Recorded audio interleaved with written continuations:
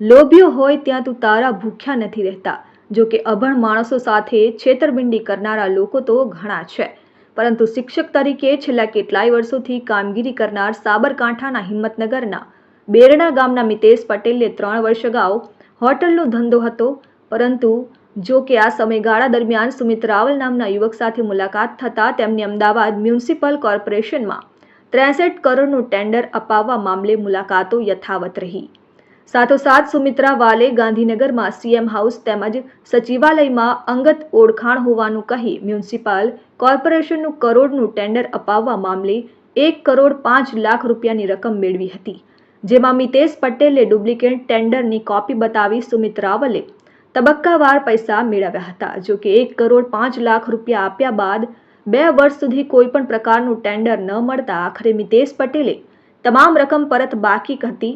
1 કરોડથી વધારેની રકમ પરત માંગતા સુમિત રાવલે અલગ અલગ 2 ચેક આપી બાકીની રકમ રોકડમાં આપવાની વાત કરી।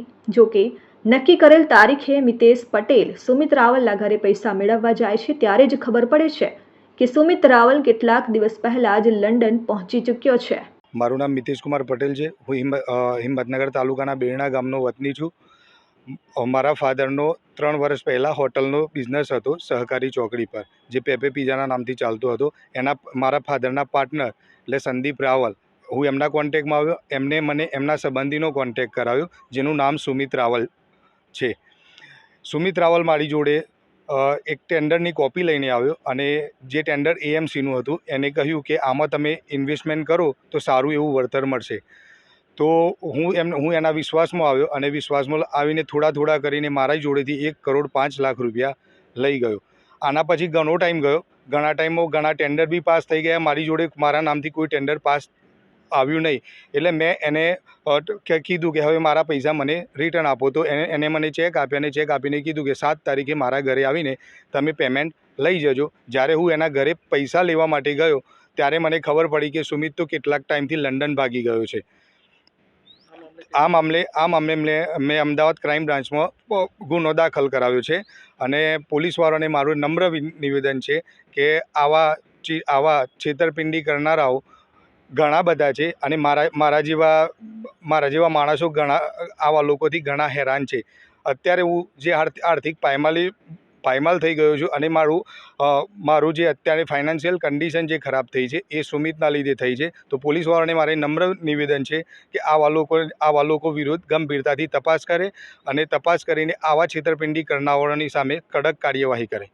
મિતેશ પટેલે પોતાની સાથે 1 કરોડથી પણ વધુની રકમની છેતરપિંડી થયાનું ધ્યાને આવતા તેમણે અમદાવાદ ક્રાઇમ બ્રાન્ચમાં ફરિયાદ નોંધાવી છે। સાથે સાબરકાંઠા જિલ્લા પોલીસને જાણ કરી ડુપ્લિકેટ તેમજ બોગસ ટેન્ડર કોપી ઉપર છેતરપિંડી કરનાર લોકોથી બચાવવા રજૂઆત કરી છે, તેમજ પોલીસ તંત્ર દ્વારા અન્ય છેતરપિંડી કરનાર લોકો સામે પણ ઠોસ કાર્યવાહી કરવાની માંગ કરી છે। જો કે 1 કરોડ 5 લાખની છેતરપિંડીનો ભોગ બન્યા બાદ મિતેશ પટેલે આગામી સમયમાં ન્યાય મેળવવા પોલીસ તંત્ર પાસે અપેક્ષા રાખી છે। જો કે દિન પ્રતિદિન વધતા છતાં છેતરપિંડીના બનાવો સામે સાબરકાંઠાના હિંમતનગર જેવા શહેરોમાં પણ 1 કરોડથી વધારેની છેતરપિંડી થઈ ચૂકી છે। ત્યારે હવે પોલીસ તંત્રએ છેતરપિંડી કરી વિદેશ ભાગી જનારા તત્વ સામે ચોક્કસ પગલાં લેવા જરૂરી બન્યા છે। ત્યારે આ મામલે આગામી સમયમાં વહીવટીતંત્ર દ્વારા કેવા અને કેટલા પગલાં ભરાય છે તે મહત્વનું બની રહેશે। Vimal Patel, RN news, Sabarkantha.